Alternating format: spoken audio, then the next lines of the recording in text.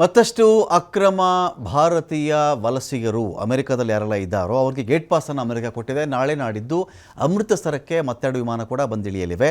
ನಾಳೆ ಅಮೃತಸರಕ್ಕೆ 119 ಜನ ಭಾರತೀಯರು ಬಂದಿಳಿತಾ ಇದ್ದಾರೆ.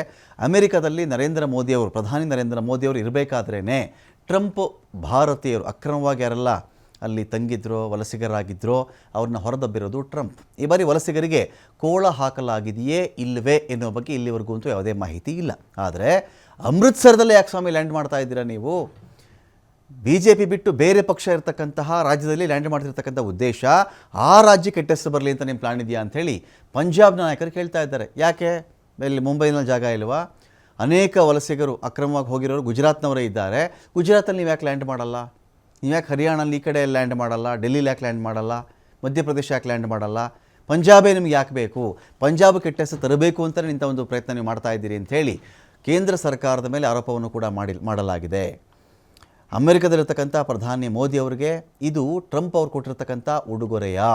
ಕೇಂದ್ರ ಸರ್ಕಾರದ ವಿರುದ್ಧ CM ಭಗವಂತ ಸಿಂಗ್ ಮಾನ್ ವಾಗ್ದಾಳಿ ಮಾಡಿದ್ದಾರೆ. ಪಂಜಾಬ್ನ CM ಅವರು ಸೂಕ್ತ ದಾಖಲೆ ಇಲ್ಲದ 20,000 ಭಾರತೀಯರನ್ನು ಅಮೆರಿಕ ಗುರುತಿಸಿದೆ. ಇವರೆಲ್ಲರೂ ಕೂಡ ಹಂತ ಹಂತವಾಗಿ ಅಮೆರಿಕದಿಂದ ಹೊರಹಾಕುವಂಥ ಸಾಧ್ಯತೆ ಇದೆ.